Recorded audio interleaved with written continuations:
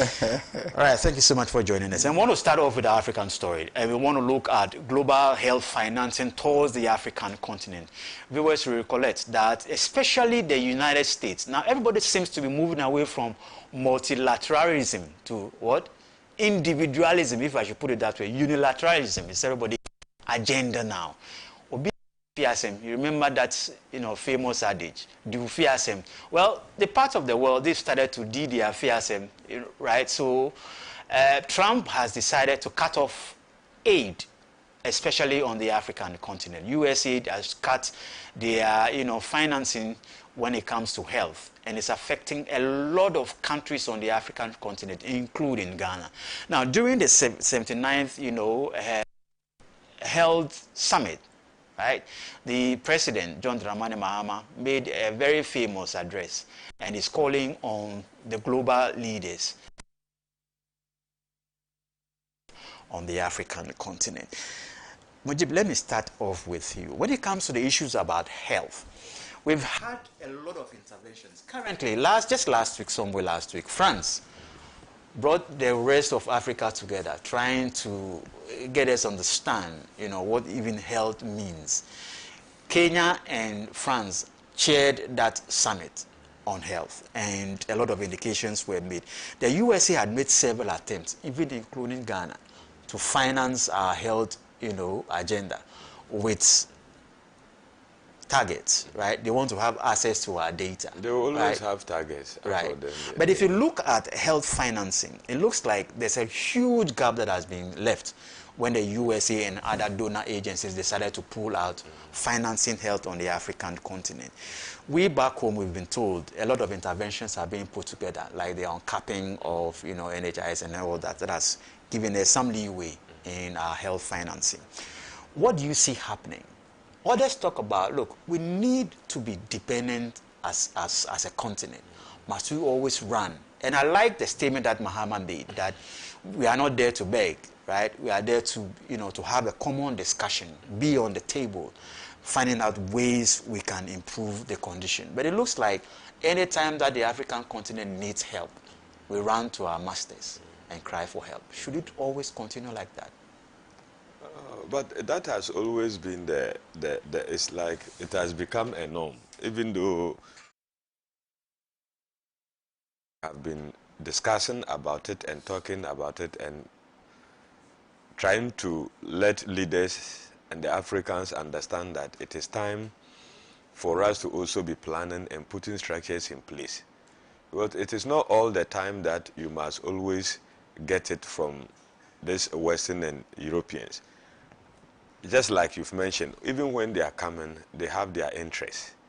So there's nothing free in this world. But we are talking of global. Global is the entire world. And now we always say the world is a global community. So the intertwine, what affects one affects the other. But we shouldn't also lose sight of the fact that our minds are not the same. Our strengths, resources are not the same.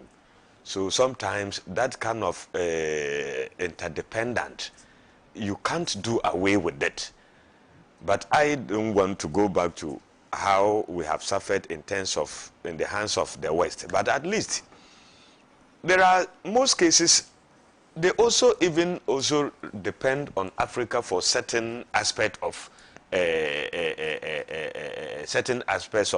their development. For instance, there are certain fundamental things they need from Africa, and which we are all aware of. So, but sometimes I am very worried, and it seems like now we can't do anything on our own as Africans. And health is everything. Health, fundamental health is everything. A healthy nation is a wealthy nation. That is why I think that locally, I will applaud Ghana, not any other government, but I think so far we have done good by introducing the health insurance system for some time now. And I am happy this what they are called the primary health care. And that aim is to prevention before even curing. Is very, very fundamental. So I think these are some of the basics we lack from the start. Possible put us in some ways, but I think that we can do it alone as a country, as a continent, but at least together we can achieve the purpose. But you see, it's a tricky politics. It's a tricky world. So those guys are saying that your eyes are opening. Now, there are certain things they are putting on tables and you don't want to give in. But we also have the resources. We are pulling back. When they pull back, you saw the vacuum. So what were we doing? So we never anticipated that there will be a time or day that people will say, we won't come forth again. I hope you are getting the argument. So that tells us that we're not planning. So if we're planning and even putting some small resources, even as Africans together, we have World Health Organization. That is the whole world. Doc, I'm trying to be correct. Do we have African Health Organization?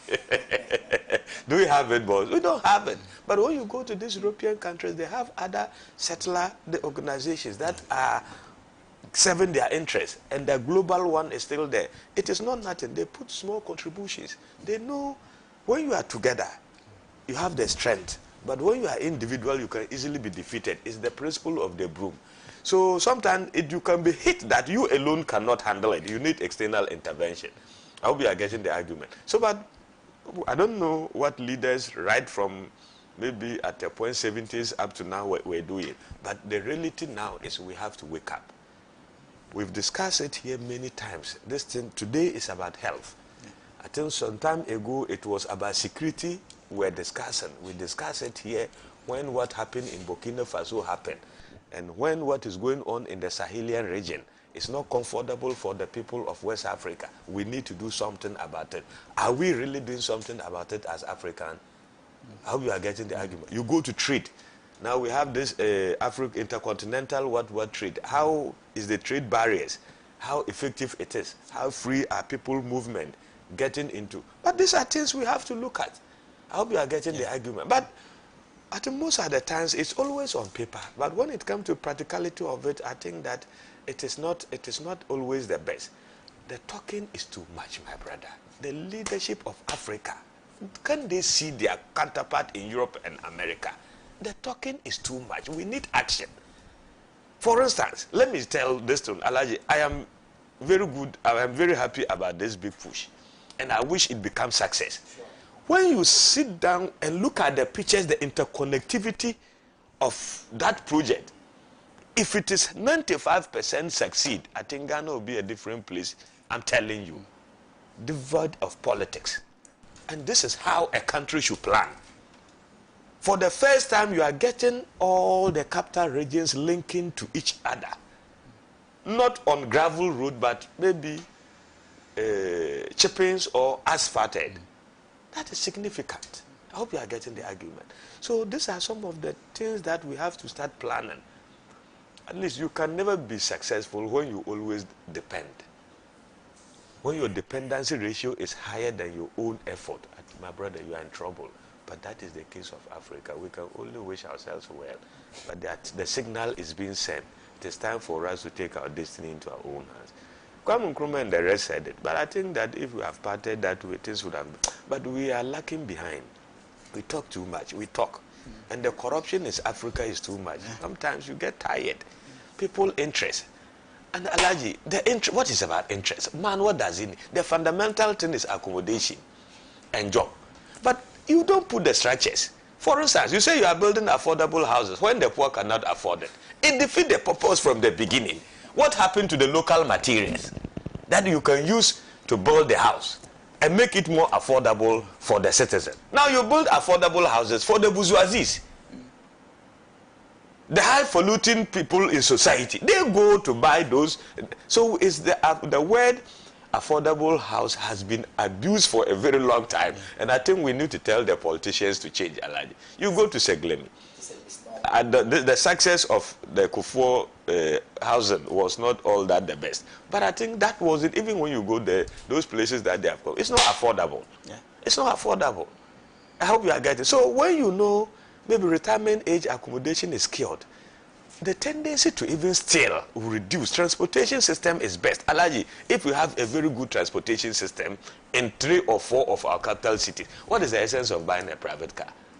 With this wahala, you get just from Achumate to here, it has to take you 1.5 hours. Sitting in the car, you are tired. The fuel consumption, the fuel is going. The road is so congested. It irritates productivity. But you see, in all aspects of development, we are lacking behind as Africans. And that is the problem. So that is why the people sit and look and say, these people, that they are zombies. They don't know what to do. 69 years today, you look at Accra, one road.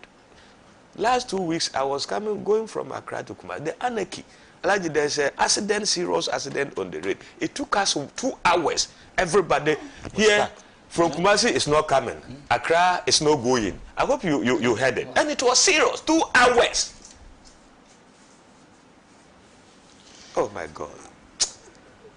Relax. Bro, take a glass of water. We are so painful relax. sometimes. That's why today you are still seeing the young ones trying to cross the Mediterranean. Massa, it is bad. Unemployment. You finish school, you are in the house 6 years. You don't know when you are getting.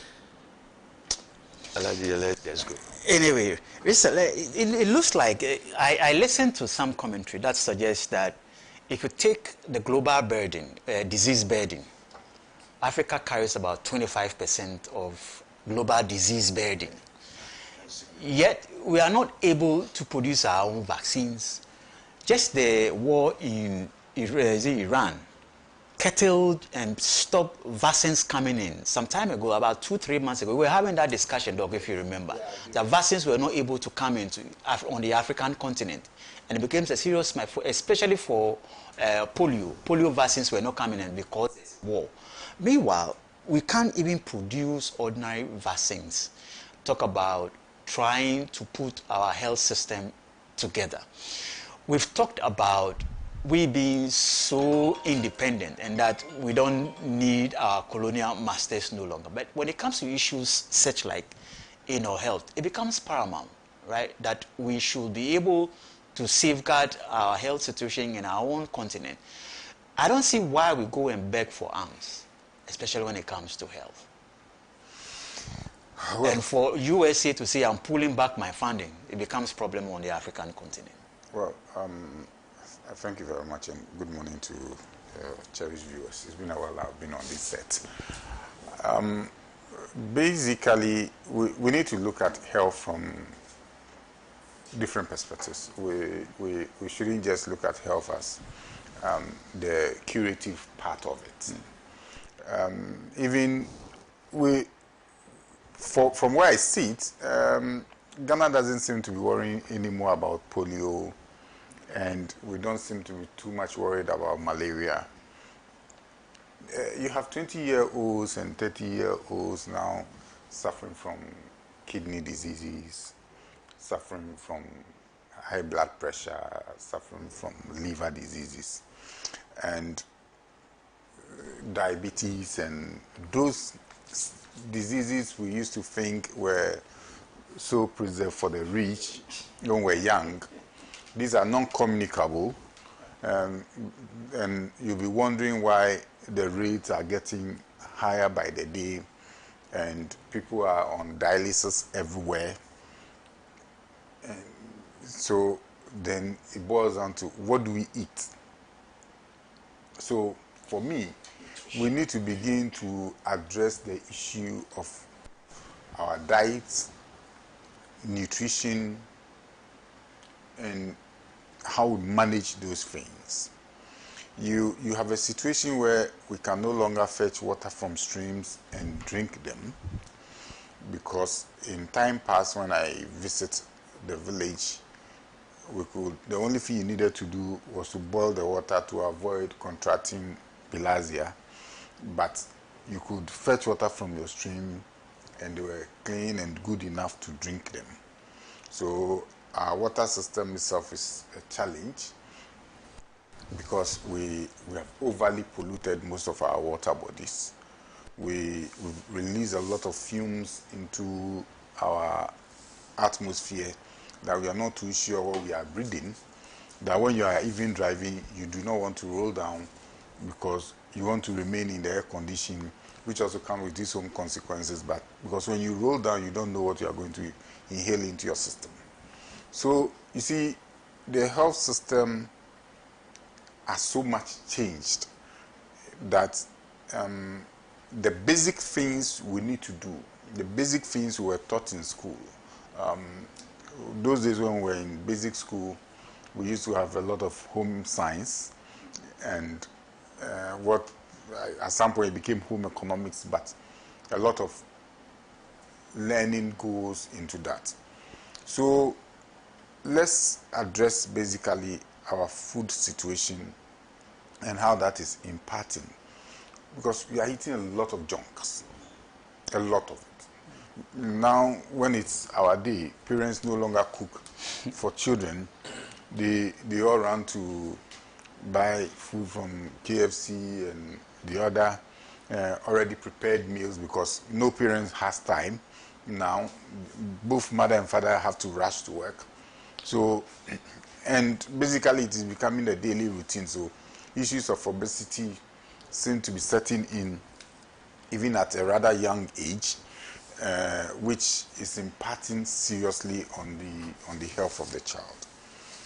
And so the issue has shifted more to some of these non-communicable diseases, and that is why the new primary health thing that the president launched in Dodowa comes in handy, to get people to begin to know their state. But it means that there is going to be a higher burden on our health infrastructure, which is limited. Because you see, I'm sure by this time when you go to Kolebu, the people who have lined up to have dialysis, and some may go and may not have it. Even if you have it, the cost, because the least session is about 700 Ghana cedis a day, and some have to do 2-3 times in a week. And so if the person earns 5,000 a month, more than, about half of that already goes into dialysis. You've not added drugs or anything. I think we are even quoting too high. How many of the patients there can even get 5,000 a month? So we are quoting the figure is too high. Yeah, but let's peg it at even 1,000 cities. It's statistically realistic, you know. No, so that is a fundamental challenge to our health system. So if you want to look at the health of the nation, we probably may have to look at our nutrition system. We have to look at our water delivery arrangements. And that is why I am continually concerned about the fact that we are not able to deal with things like galamsey health-on, especially with the release of heavy metals into our water body and how that is impacting even on our fishery and other dietary requirements. Then health is gone beyond, health is now borderless, because we all had a feel of COVID, and COVID was not made in Ghana. It came from somewhere, but within a very short period of time, because of interconnectivity and movements, COVID had spread all over the world, and people who had nothing to do with it were suffering. And that is where global financing comes up. Today, we are being told that Ebola is rearing its ugly head around Uganda and other parts in East Africa. And so we in Ghana are being cautioned, because persons may travel to Uganda, and within 48 hours somebody can go to Uganda and come back. And you may not know who the person may go in contact with, and the person is able to transfer the sickness to you. And before you know, it is spreading. We all saw what happened when Ebola came into West Africa, Sierra Leone, and where it was only by God's grace that Ghana was saved that challenge. But there's the rate at which it spreads. And Ebola comes with also a lot of conflict, because then you have a lot of dead bodies that are left unattended to, right, and all of that. So global peace also have impact on the health of the people. So in dealing with health financing globally, we need to also look at the issue of how do we ensure that we manage global peace in order that you do not bring in some consequences which may generally affect people who do not have interest within that space where you have these issues of global conflicts. So you have these sicknesses and diseases that are borderless, which require that countries now come together to see how to deal with them.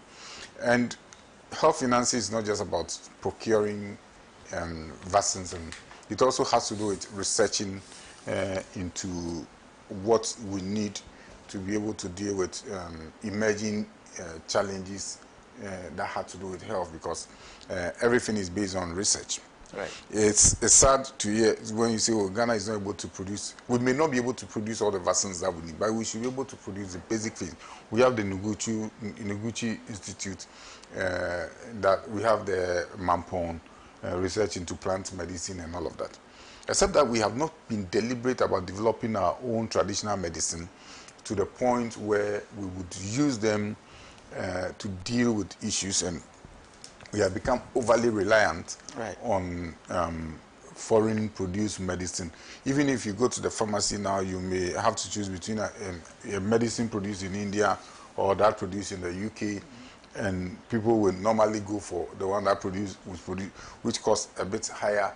And so we basically relegated what we are able to do even within our own space, because if we properly, every medicine that we see evolved from one plant or the other, or from animal serum, and so you expect that we should be able to do our own research and get medication for basic things that we would need. Right. So yes, we may not be able to produce everything, but where we have comparative advantage in the production of our medication, I'm sure we need to begin to commit more resources into research. Right. Because you see, if you do not commit the resources into research, and you expect to have the results others have when they have made research a major thing of their policy, then it is a problem. It's not like we are daft people who do not know what to do. We have Ghanaians who are all over the world teaching in various fields, including pharmacy and medicine, who do a lot of research, and whose research are accepted and published globally. Right. So what shows that if you resource our own people, right, we will not be able to do. But look at our budget.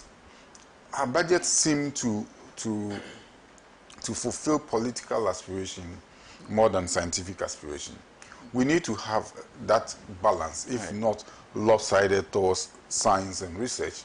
That balance that allows our scientific community to be the pace setters. Right. And in any case, if there are research outputs now, we would rather go for political decision than go for scientific decision, because that is more convenient. We are looking at the next elections, and so if the scientific results will not give us the needed political victory, we would shelve that and take the easier way that would be popular. So populism basically drives our national agenda rather than what would give us a longer term solution. We need to look at all of this. It's important that we sit at the table, everybody, and talk and look at what we can all contribute. Some may contribute human resource, some may contribute financial resource, but at the end of the day, we should be able to deal with health as a global issue, and get it properly addressed without necessarily relying on one country or two countries. Right, Doc. It looks like if the African leadership on the African on our various economies stop the leakages, looks like we'll be able to deal with these issues about financing, not just for health, but in major aspects of our lives as Africans. I don't know what you see about that. Corruption can be fingered when it comes to issues about not having access to financing on the African continent. Would that be right? Yes, you are. But then before I proceed, good morning to the cherished viewers of always, and thanks for the opportunity to be here. Special good morning to my colleagues. And I apologize on behalf of the Pan-African TV for dogging you. From you. Yes. Thank you so much. Yes, you are right, sir. I think corruption has been a monster. And I don't even think that corruption should be a matter of discussion again, because it's like it has been normalized. It's now part of our life, but that is unfortunate. The issue here is global health financing. Global health financing. And I am happy that we are dealing with a generational thinker as our president. Whether his appointees are like-minded people is another matter to discuss. I cannot guarantee. If you look at the issue here, you will agree with me that it is indeed global, because health is global. And the importance of health is so much pronounced to the extent that it is taken into consideration at anything global, at the level of anything global. Look at the United Nations. I mean, we have a whole global institution, World Health Organization, responsible for health. Now take the Global Vision 2030, known as the Sustainable Development Goals, the SDGs. SDG. Yeah, sustainable. It's not sustainable development. Sustainable development goal. All right. So, you see that the Article 1 is about poverty and hunger. The second one is education. And the third one is health. Effective health for all, at all ages. So the president's mindset is in line with that global agenda. Okay? When we talk about global financing, we want all the countries to commit resources to ensure that humanity as a whole benefits from an effective health system. But you've mentioned two words. I think my brother mentioned, a word, interdependence.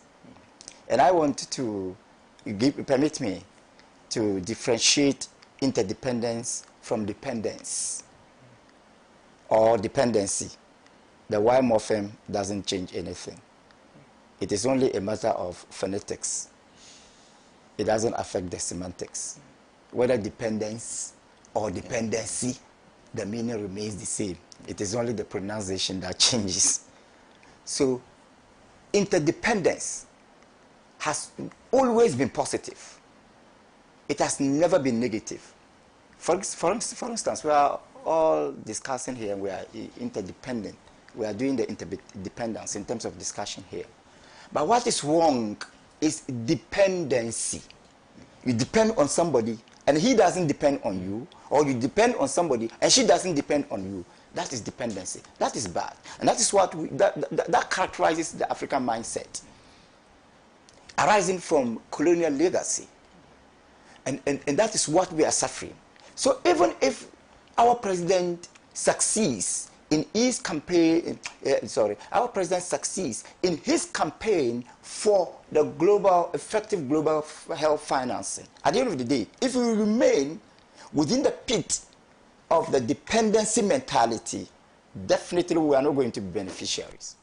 The benefit will go to other places, not Africa. So we need to understand that interdependency or interdependence has always been a feature of humanity. No nation can live in isolation. And that is why, in spite of all the beautiful noise about sovereignty, we still have to consider globalization, we still have to consider regional corporations, we still have to consider sub-regional bodies. That tells you that at a point, every sovereignty, or a substantial aspect of your sovereignty should be ceded to the regional body or the continental body. And it is important. So interdependency is not a problem at all. What we should look at as African nation or African nations should be how we can do away with dependency mentality. And let me tell you, the health does not live in isolation. As an area of life, does not live in isolation. Health exists in consonance with other areas. Two critical of these areas are: one, governance, specifically public policy; two, education. My good brother has hinted that education. Once you do not have a reasonable balance between your form of education and your health delivery, definitely you will have problems. He talks about research. I will extend the research to the entire health education, not just research. If you have a health system that is highly dependent on an external educational system, definitely you will have problems. You cannot have your own, your proper educational system that will take into consideration your health needs. You cannot prioritize health research relevant to your needs. You cannot finance health education relevant to your own needs. So definitely you will have to depend on somebody. And that dependency cannot solve your situation, your problems. Today, I don't see it as bad. In fact, I see it as positive that Trump has decided to cut the aid to Africa. I'm telling you, I don't see it to be negative. I see it to be very positive. That will compel our leaders to learn and accept the beauty of self-reliance rather than the ugliness of dependency mentality. And that's exactly what you have mentioned. Corruption. The leakages are so much. If we are able to prevent the leakages and even prioritize very well, we should be able to have an effective health financing that will lead to an effective health system. Because look at the way, look at the way we are so much interested in politics, in political agenda, rather than national agenda. It's so bad. So at the end of the day, realize that we have issues of prioritization. Just take a matter of health and take another matter in relation to politics and put both matters to government.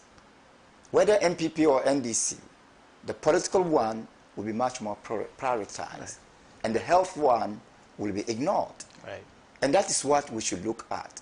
So let me emphasize that we do not need any external intervention, but we cannot also do it alone. Right. At the global level, we do not need dependency. What we need is interdependency. Right. At the national level, what we need, at the national level again, we do not need dependency. What we need is self-reliance. Right. And within that context, we'll be able to compete with any nation at all levels, global, regional, and national. Thank you. Right. Okay. Let's turn our attention to some political issues, and we take to the camp of the New Patriotic Party, because yesterday they petitioned the diplomatic community over what they describe as political persecutions or alleged political persecutions. And they are accusing government of weaponizing state institutions against political opponents, journalists, activists, and social media commentators. Right. So that's what the NPP is saying. They're accusing government of weaponizing state institutions against political opponents, including membership of the NPP, journalists, activists, and social media commentators. Ni, I want to start off with you this. You started laughing already. Smiling, not laughing. Where do I start? I think we've come very far as a country where speech used to be a crime. When we had criminal libel laws sitting on our books that were promptly removed when in 2001 it was about one of the first laws that was amended in 2001. That was even the first one. That was amended in order to allow. I'm not cutting you short. I lived it. The first, the free press. Yeah. Yes. Then I was a news editor. Thompson editor. Yes, at Free Press. Yeah. We lived it. So we were being tried for criminal libel, and our defense lawyer was Nana Akufo-Addo. Yeah. So defense lawyer became Attorney General. And he quickly. So those were the shit bombing days. We quickly got the criminal libel law off our books, but that didn't give room for irresponsible speeches. You see, But there's something that remains in the Constitution, the criminal code also.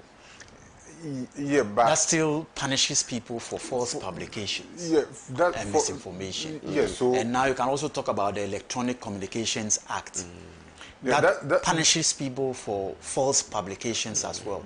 Right? That's something that, for the fact that you've taken out criminal libel, doesn't mean that you should be responsible. So it is in line with what you get it.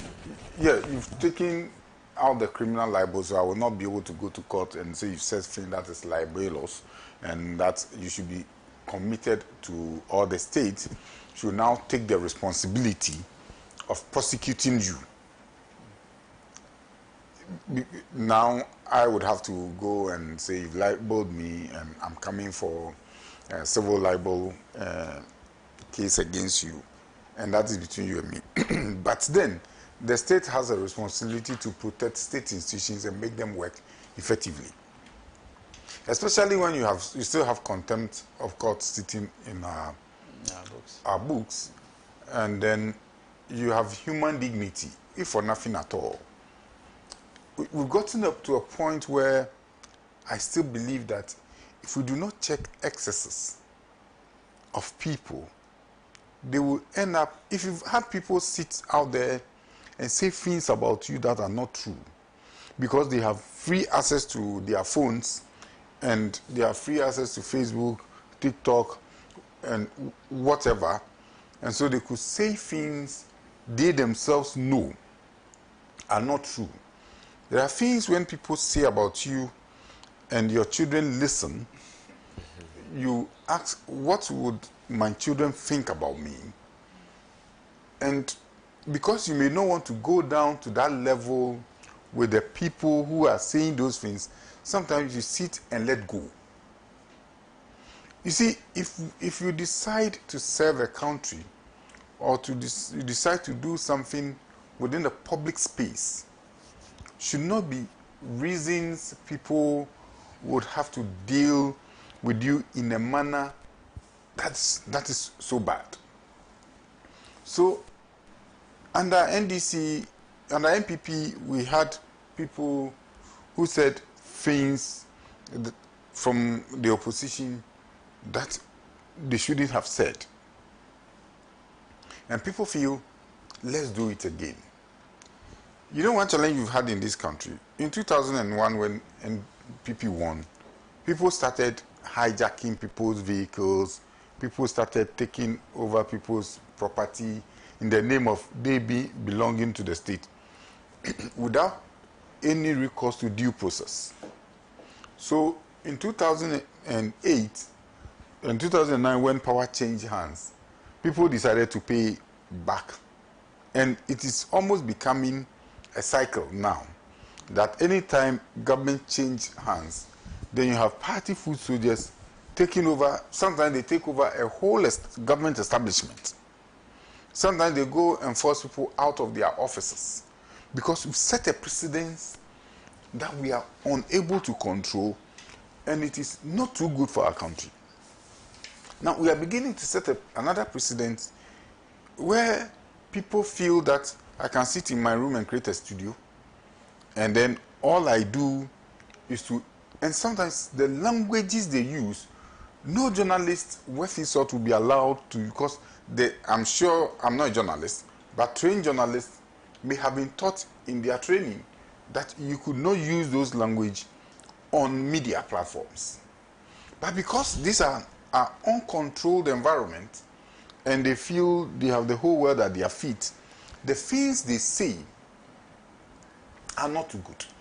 I believe that it will do all politicians a lot of good when we step back a bit and ask ourselves, is this the country we want to build where people could use threats, people could say things, people sometimes use language that are profane on social media platform, just casting slur on persons they feel they have issues with, even sometimes in the same political party. So you see, to begin to make it look like, oh, you are harassing people because they are speaking their mind and people should be allowed to speak freely. We sit on this set, we speak our mind. We do not, I have not been on this set when we have had the occasion of somebody just saying things about people so irresponsibly. So we need to begin to rather work together as political parties who maybe today may be feeling the brunt, but tomorrow may be the persons who will be in the other position, to close our ranks and ask ourselves, how do we deal with this menace that is reeling its head in social media? Why are we encouraging our own membership to go out there and say things about persons that the next moment will be sitting at the cafeteria, drinking coffee and talking, and then we'll go behind them and give people money and encourage them to go and say things that they should not say about them, or things that when they say about me, I won't be comfortable. So for me, why are we even petitioning diplomatic communities when the solution to the problem lies with us, sitting amongst us and agreeing that this is not the way to go? We take up leadership position for just one purpose, unless the purpose for which you take up leadership position the issue is that different. comes up when you argue on that line is free speech. That's something that, yes, free responsible speech. You see, I hear it was Idi Amin who said that for free speech I can guarantee, but for freedom of the speech I cannot guarantee. Free speech should not, yeah, I speak my mind very freely, but I do not for once remember sitting to say things about people that I know are not true. It should be, I speak my mind, I tell people what I feel I should tell them, but it must be in a language that will not libel the person, that will not make the person feel undermined, insulted, disrespected. It should be in a refined language, especially for persons who have had the benefit of going to school and persons who have had the benefit of being within a certain political space and understanding that you cannot just say things about people and you expect, because once you say it, no matter how much apology you give, you will not be able to take back what you said about the people, which may not represent the truth. So you see, I feel that rather than petitioning, and look at what the minority leader has been saying, and you have people who are supporting the things that he says about the judge. We believe that the legislator must be held in some level of sanctity. And yesterday I was saying that it looks like the judiciary the judiciary is the most disadvantaged arm of government, even though it seems to be the strongest arm of government. Because, you see, that is the only arm of government where the president can remove the head of the institution just because somebody had to petition him. You cannot just remove the president. You cannot just remove the Speaker of Parliament. That's the only institution where the president appoints the head and can remove the head. The Speaker of Parliament cannot be removed by the president. He can only be removed by the members of Parliament. The president can only be removed by the people who elected him into office. You get it? I think we need to make the judiciary a bit more independent by guaranteeing a higher level of immunity from removal for members of the bench, and allow a process that allow persons, probably a committee outside of the president appointing the head of the judiciary, in order that the judiciary will have its full independence from the other arms of government, so it could crack and work more effectively and more independently. Because if justices have to move from a higher court to another level, you would need some approval from the executive. The president doesn't require the judiciary to appoint his ministers. Parliament appoints its own leadership, including electing its own speaker. So the judiciary is at a point where they need to kowtow to a certain extent to the executive particularly, in order to win favors. And that is breeding some level of mistrust for the judiciary, because people feel that in order to win favors, when people are on the bench, they also think about doing the bidding of the government of the day. So especially when matters that borders on political cases get to the justices, people may not even read the ruling, may not even understand the ratio that defined the judgment. Right. But once it didn't go in their favor, they begin to now look at it as being political decisions. We're in this country where one prime minister said he wouldn't even work with a court decision. You get it? The constitution had given the judiciary so much power, such that even when Supreme Court decisions are disrespected by the president or the vice president, it should be basis for their removal. But the question is, these are people who can be removed by the person who may refuse to honor their decision. So that's why you could have people from the legislature or from the executive who would openly disrespect, and even political party who would openly disrespect the judiciary and still feel that nothing can happen to them, because if we are not in government today, we'll be in government tomorrow. And if you don't deal with us the way we want, when we get into government, we will determine your fate.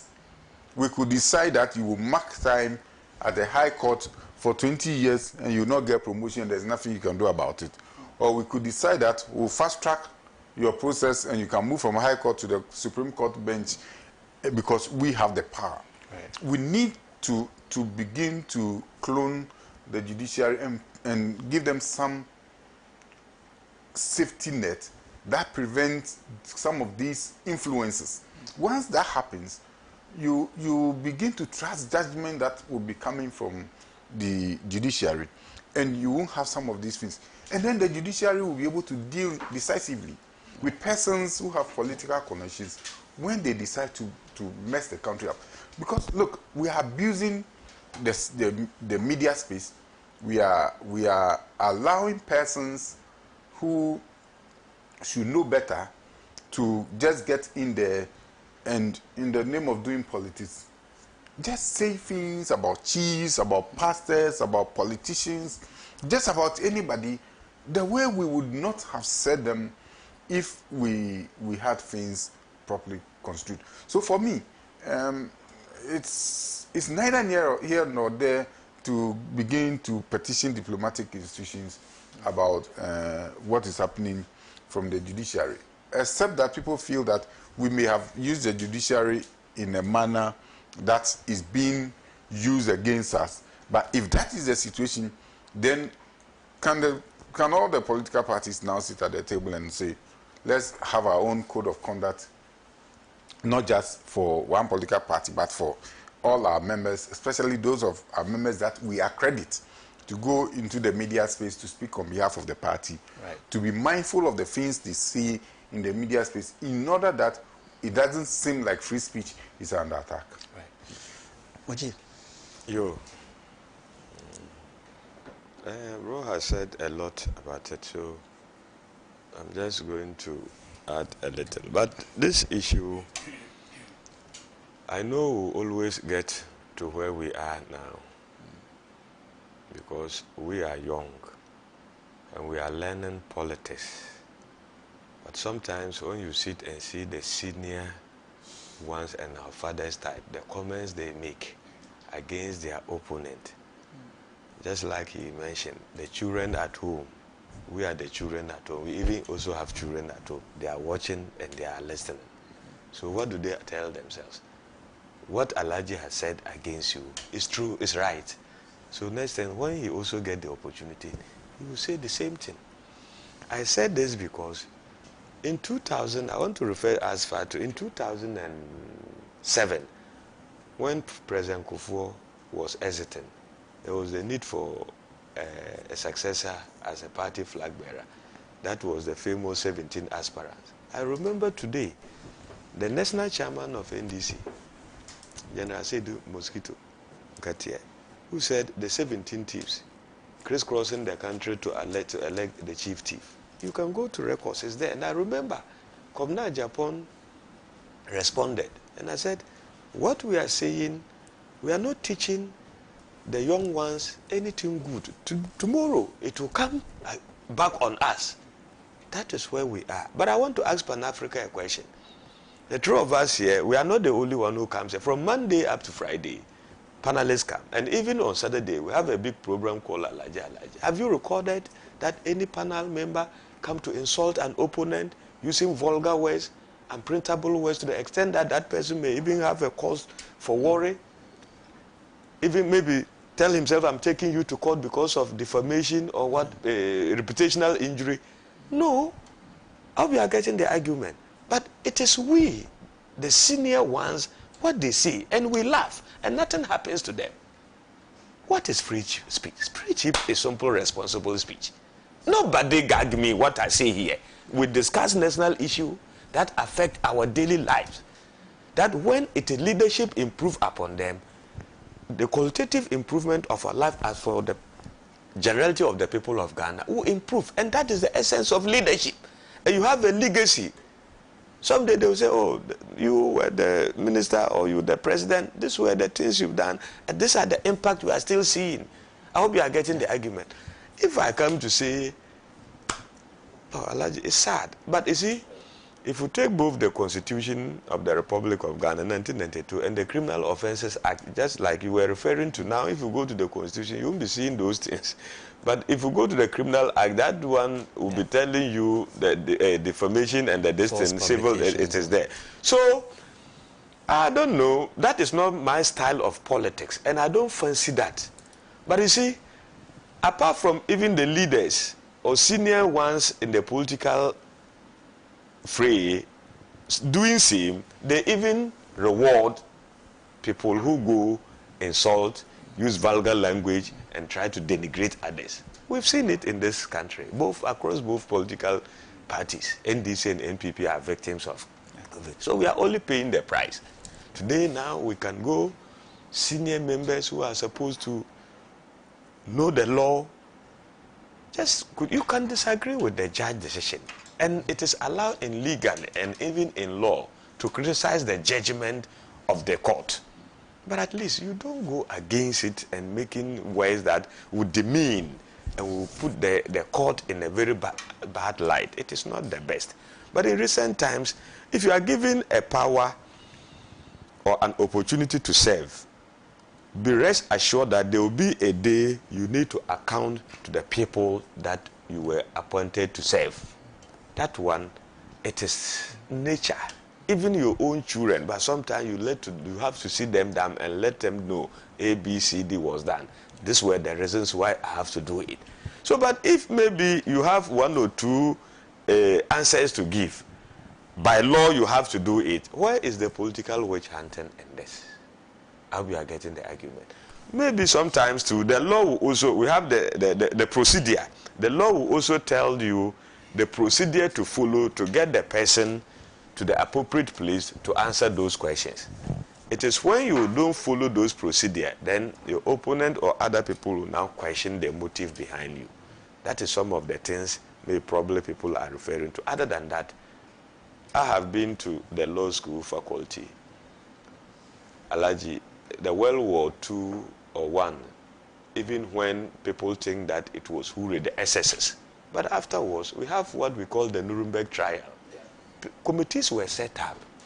Individual generals and people who were deep-neck in the war were made to account for their individual roles that they play, even at that time. So whatever you are doing, you have to account. You have that at the back of your mind. And you can't be, if you are party chairman, you are party minister, you are even the president of the Republic of Ghana, you are within the confines of the law. The president cannot go beyond certain things the Constitution has prescribed. I hope you are getting that. Let alone talking of a minister or a CEO. If you misappropriate money, why do you think you should go free?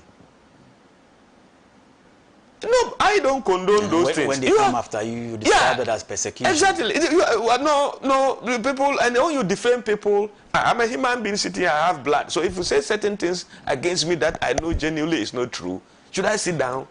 You are throwing mad at me. When it hits, then I can remove it. No, people who have to make sure they set the right records. I hope they are getting. So, the only difference I see here is the procedure and the manner in which some of these things are done. Other than that, people to question are those that they have taken so far to Yoko or even special prosecutor or even attorney general. Me, to the best of my knowledge, nobody has been sent to jail for now, as at now. I hope you are getting there. But if you have questions to answer, you have to answer those questions. But the law enforcement agencies, those responsible, must also use the procedure, what is prescribed in our law books, to get the person to answer those questions. Because it is in our interest. We talk of health financing. Alaji, we talk of dependency. I hope you are getting the argument. How do you get dependency when the leakages are so many and the corruption is rife to the extent that that is even the order of the day? Then you are killing the state. Right. And it is we, once upon a time, will get an opportunity, and you make sure that, no, I have just gotten this privilege to serve my people. I have not gotten the privilege to enrich my people. I think recently Fifi Kote put it there, that you are there to serve the people, not to enrich your individual. Today, there are ministers, CEOs that President Mahama has appointed. And they are aware, if you mess up and you just put your hands in public funds or whatever, tomorrow, if your government is not there, you'll be asked to account for it. And the laws of the country will have to take its course. So people must just, I don't fancy people trying to hide behind political things to perpetrate crime. I actually don't admire that. We can do politics like others, disagree, argue, without maligning, without denigrating, without the insult. We are above that stage. You are getting to 50 years, how can I go and say this man is ugly? Why? What kind of am I God who created you? God has a way why he created everybody. Why others are white, why others are black, why others are yellow. Even the geographical position, God has a reason, which nobody can question. So if you, individual human being, you are against it, you are against God. It is not my fault that I'm coming from Wa. Did I determine where I should born? So why should you have problem with where I born? Then you are challenging God. I hope you are getting the argument. But you see, we have so many things to do. Some of these things are drawing us back as a people. Our education, our level of intelligence, where Ghana is, we are above this stage. That is where, I was part of the people who say, no, I am an APP. If you go and mess up and the court, they are holding you to court, no people will go and mess up and say they are supporting you. No, you go and answer the questions. Tomorrow, NDC people will go and answer the questions. Why? Even though those who haven't just got anything to answer, who is calling them? Nobody is calling them. Hope you are getting me clear. So, it is part of it, but it is the elders. I think they have to say the piece. Yeah, and Pan-Africa, you are on good records because you don't have. But now, just like he said, people now form their own TV channels in the house or their phones, YouTube and other things, and they speak all manner of things. For instance, when you take Calvin Taylor, look at what some of the things he said, the insult. You take Abronya, for instance. Is that the style of politics? Look at Wunti. Those things, I don't fancy them. You can't get me into those things. I hope you are getting. So in that case, before you realize, you have trampled upon somebody's right. And maybe A will let you go, but B will not let you go. You must be measured in all what we are doing. When we come here, don't we make our points? Don't we disagree? But we don't have any problem with anybody. I hope you are getting the argument. So maybe they have issues. Some areas is maybe the procedure, but I think that the state think you have issue to answer or individual, because there are two. The law is two. The criminal aspect of it, which has to do with you and the state, and the civil aspect of you, the individual versus the individual, versus Albert Kandapa versus Oliver Vamapo or whatever. Those are their civil matter they are fighting. I hope you are getting. But when it comes to the criminal aspect of it, that was the danger of the criminal libel law. That now it is now the civil aspect. When you do, then is the civil, the individual. But that at that time the state was involved, and the state was using it to cow people into submission. People like Kusi Prad, Kuku Buako, and my uncle here, they could see it, but they can't say it. You see it? Those were the shit bombing days. I hope you know. So I think that it is part of, but I think moving forward, we need to redirect and readjust and make our political discussions be well. Because it's a learning, people are watching, children are watching. And they see what you say and they hear, they take it. So if we just, I think, let's also use the procedure as a state to address some of these issues. And I wanted to pick up on the procedures that he's mentioning. Yeah. And also people think that the style adopted by the NPP, just like taking Ghana to the washes, right? Taking Ghana to the diplomatic community, alleging things that does not even exist. What picture does it paint for the country called Ghana? Thank you so much, but I will definitely consider the procedure in two ways. Even the procedure of the prosecution itself should be questioned. In all civilized societies, irresponsible language is abhorred. Verbal vulgarism is not entertained in every civilized society. Every civilized society. And that is why free speech should not be misconstrued as absolute speech. It is not a license for you to misbehave. And with all due respect, you and I know that most of the radio stations and self-styled studios in Ghana are nothing but megaphones of war. I'm telling you, they are megaphones of war, megaphones of destruction.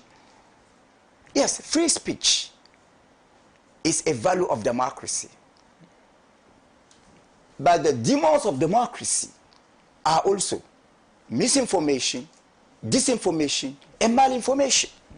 All of us here are victims of these demons. We cannot entertain that. The repeal of the criminal libel law does not mean that you should insult, destroy, malign people with impunity. That is unacceptable. And this reminds me of the words of an Arab poet, quote and unquote, "Lisanul fata nisfun wa nisfu fu'aduhu, walam yabqa illa surat al-lahmi wa dami." That the tongue of a person constitutes the half of that person, and the other half is the heart. The rest is nothing but blood and flesh. Very beautiful. A person has two sides. The first one is the tongue. The second one is the heart. The rest, nothing but flesh and blood. This is very profound. So this tells you how the tongue should be used responsibly in every situation, every context. Even if you do not like a person, you have no right, not under the law, morally, to use your tongue against that person. So it's unacceptable. And we cannot sit down and allow party boys and party girls, party guys, to misbehave. Apparatchiks. I didn't want to use that word. But once you are it's not that it's apparatchiks, so they love it. You understand that? Yeah, I also didn't want to use it. You see, we cannot allow them, the apparatchiks, to destroy this country. Not all of us are politicians. Even among the politicians, not all of them are insulting ones. Some of them, I can't say most of them, but some of them, some of them. And there are even few. Yes. Across the political. You understand that? MP, yeah, they don't like the insults. But Ghana has, for some time, generated a certain political culture that rewards mastery of insults rather than competency in governance. And we have had them. Look, NDC and PP, people have been given ministerial positions because of their mastery of insults. Yeah. We just don't want to mention Yes, both. Just because they have become masters of insults, masters of destruction, masters of violence, lingual insanity, they have become appointees. Can you imagine that? So it is unfortunate. But the manner of prosecution itself should be questioned. To be frank with you, sometimes we are not just about the reality, we are also about the perception. Yeah. And one thing dangerous about perception is that it needn't be true. Once it is perceptive, it becomes dangerous. So the manner of prosecution itself should be reviewed. The manner of prosecution should not create a perception of persecution. Once that perception exists, people will have every reason. So the procedure should also be changed. I don't understand why, just because, sometimes arrest, rearrest, and these are all legal gymnastics. They use all these legal within gymnastics. the permits of the law. Yes, within the permits of the law. But you see, it's not everything lawful that is good. Yeah. You should understand that. You see, not everything lawful is good. Detention without trial under Dr. Kwame Nkrumah was lawful. Was it in the interest of the people? No. One-party system was lawful.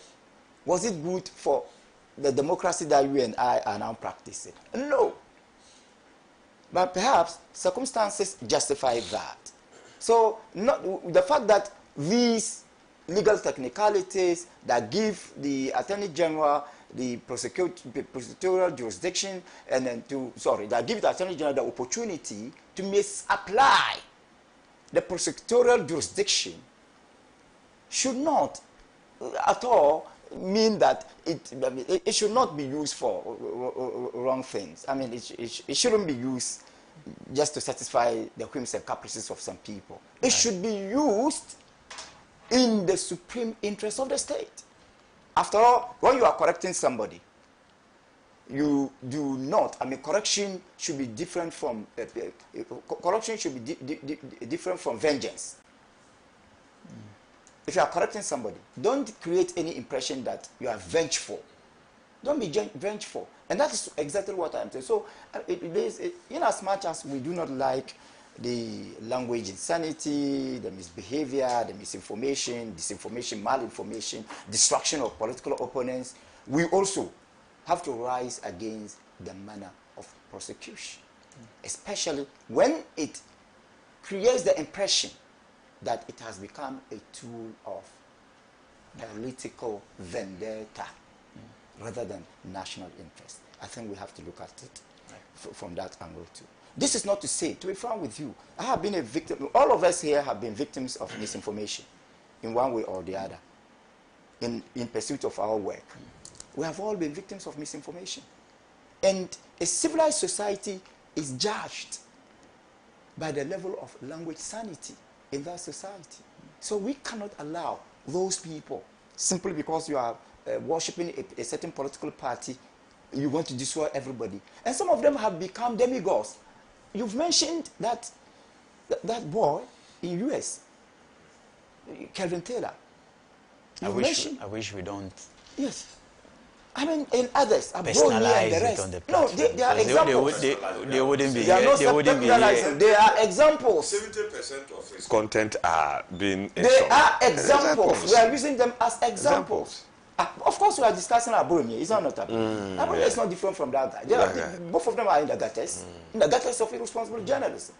But what they are doing, in the true sense of the word journalism, should not even qualify them to be journalists. Yet we worship them. And sometimes some of them even influence ministerial positions. They do. We know. Should we sit down for such characters to destabilize this country? No, we cannot. We will not allow them to use the megaphones of war to destabilize this country. Right. Not at all. Right. It is unacceptable. So please. Then we come to the complaint to the diplomatic community in two ways. One way, perhaps we've just discussed globalization. They want to globalize the issue. That is, they are right. They can take it. They may think that they do not have confidence in state institutions to address the issue. So they can take it to the global level. I don't like that. Because, yes, I am a lover of globalization, the concept of globalization. I want globalization to succeed, yet I look at globalization specifically within context. In certain contexts, globalization is good for us. In other contexts, I don't think globalization is good for us. I don't like that thing. But then we cannot fault them because, that is what they have chosen. And I don't see anything wrong with that. I wouldn't do it. But if they do, I don't see anything wrong with that. The other one is to have confidence in state institutions. And you have mentioned the need for both political parties to sit down, right, and agree on how to find solutions to some of these problems. I think that is the best. So that is another option. So I will appeal to them to rather use state institutions, use domestic solutions, rather than rushing to the global level. Right. But if they think that the best solution is the global level, no problem with that. But let me end by emphasizing the need for all of us, irrespective of our political parties, to respect responsible journalism, responsible use of words in pursuit of our nation building. Thank you. All right. I want us to use the next few minutes, about 9 minutes or so, to look at this issue of the challenge at the Supreme Court over the powers or constitutionality of the Office of the Special Prosecutor. 14 CSOs, we are told, have been given the leeway by the Supreme Court to join that, that case. So they've joined the case at the Supreme Court. Mujida, I will start off with this so quickly. What shift does this bring to the matter? 14 CSOs. No, it doesn't. I will wait for the trial to go on and I'll see. But sincerely speaking, I don't see a tug of war here. But if not because of when you want to analyze, line the hierarchy of laws, is the Constitution that is number one. That is supreme. All laws are subservient under the 1992 Constitution. And go to Article 88. What did the Constitution say? The Attorney General is clothed with the powers to prosecute and act on behalf of the government of the Republic of Ghana. So all these agencies subsidiary under the Attorney General drive those powers little from the Attorney General. But if we go to the Special Prosecuting Act, it is not absolute taking power anywhere to give to the the Attorney General. Apply for authorization to prosecute. Is it a problem? So what is the tug of war here? If we listen to even how the creation, experts' advice, and how the debate is generated in Parliament, it tells us that we'll come to where we are. Well, now they are now to show muscles. Oh, I'm independent. What made you independent? And in fact, creators of the OSP Act will tell you they knew we'll be arrive at this. Yes, they knew. Even the first appointee to the office, Madam Amidu Alamisi, indicated to the then president that this one will create confusion. Unless, of course, you want to throw away the Article 88, which is impossible. Acts of Parliament, whatever it is, they are all under the National Constitution, which is the 1992 Constitution. So for me, I don't see any law that gives any absolute power than the Attorney General. It doesn't matter who occupies it. It was Gloria Akufu time that they even enacted. But he controlled the powers of the special prosecutor. We saw it. At the point, Amidu complained that his hands were tired. I hope you are getting the argument. So what else what make Kisi Ajabin so special that he wants to control but it's a law, he should know. He should know that any act of Parliament, wherever it is, but you are just under the 1992 Constitution. You can fight, but you will succeed. But nobody is saying that fight against corruption is bad. That is what we want. But we don't do that by creating problems. So the CSO's attention is maybe trying to do away with the office of the special prosecutor. They are joining. Nobody is saying that. And I think the Attorney General didn't even say the special prosecutor should not. It is they follow the law. The principle is that. You have to set that straight. It is not absolute. You can't just wake up and say you are taking somebody to court without recourse to Attorney General. We are not in jungle. And we must respect the 1992 Constitution that even gives us the system that we have, to the extent that we even have to think to create an office and call it Special Prosecutor Office.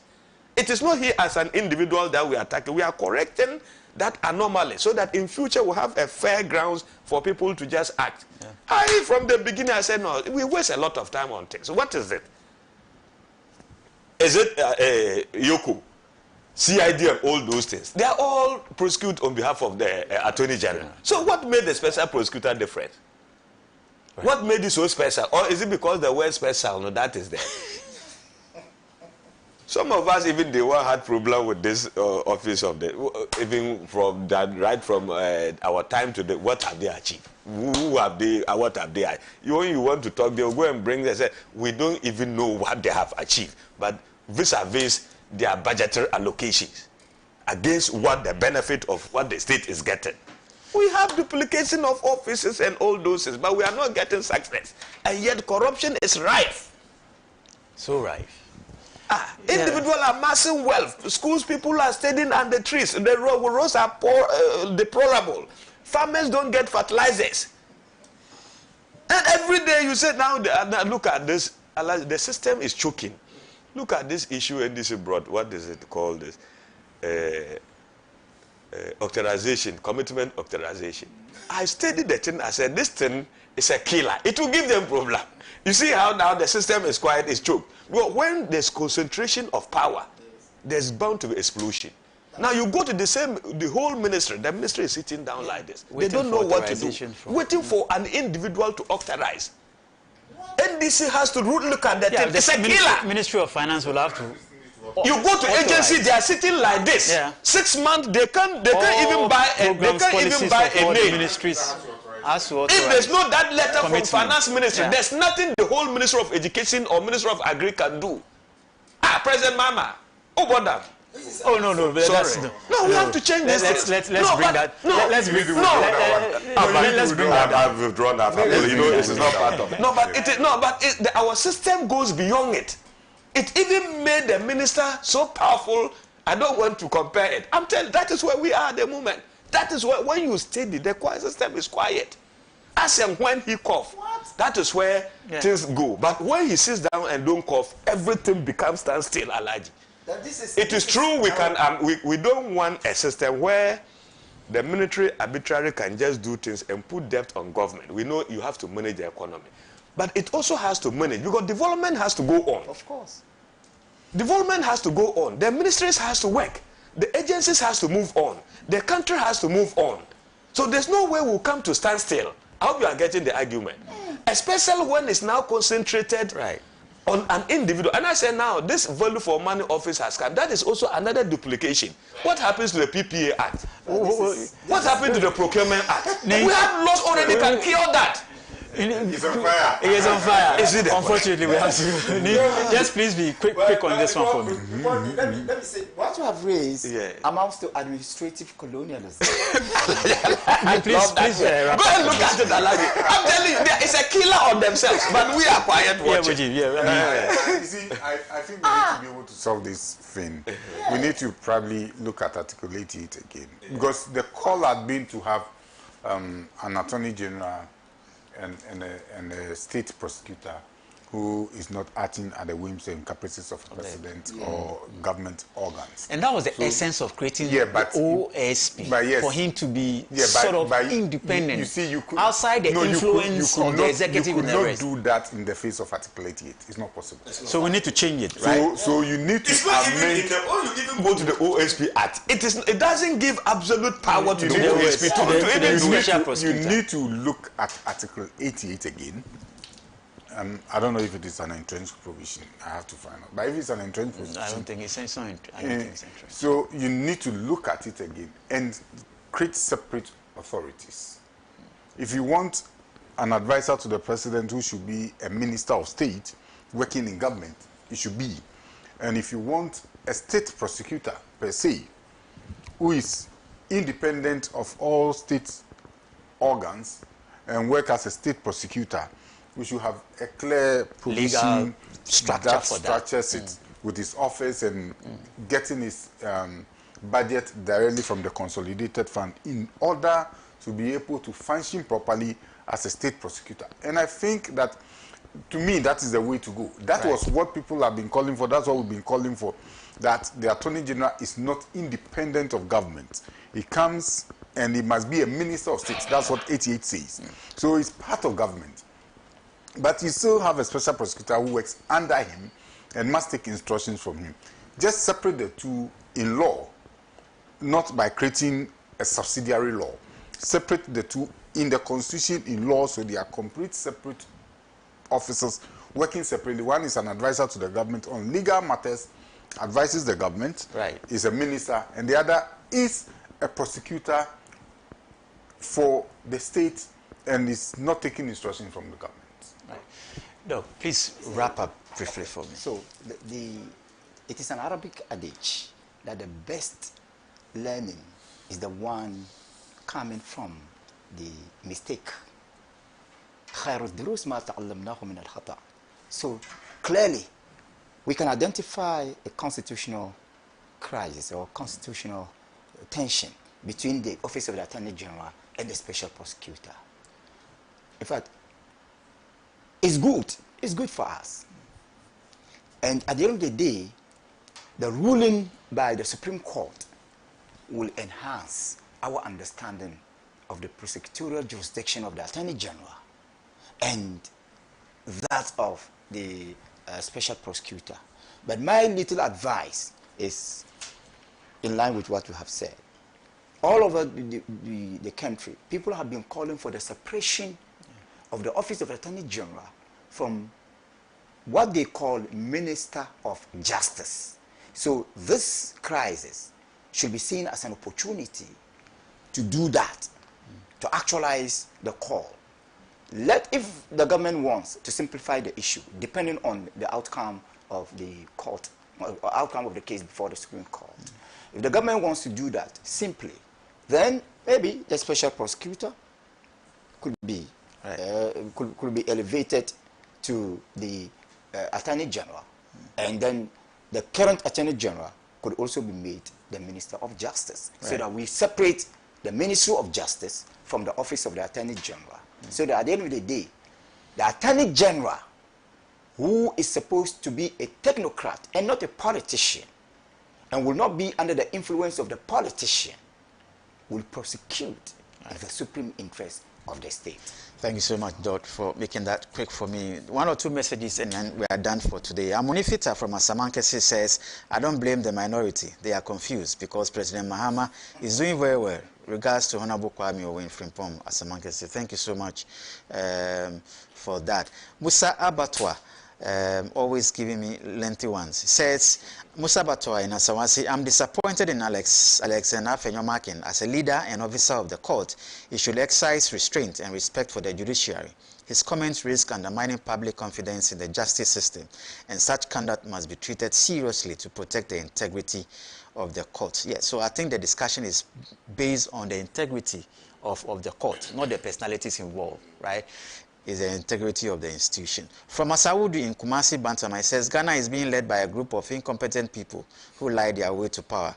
Now everything has showed clearly that those who voted against the NPP will never repeat such a gargantuan mistake in the near future. Thank you so much, Masawudu, for that. Okay, let me do one or two on Facebook and then I'm done. Musa, okay, I think I've just read this. Musa Batwa, he says he's disappointed in Alexander Markin. David Labi said, people don't join political parties to learn how to insult, but to perfect it. Let's go to the roots to address it. All right, I think my time is up. Mujid, thank you so much for your time this morning. Ni, thank you so much. And then Dog, thank you so much. And also thank you so much for doing the watching. Thank you so much. We'll see you same time tomorrow. My name is David Otokuno Ato. Until then, have a very productive day. Bye.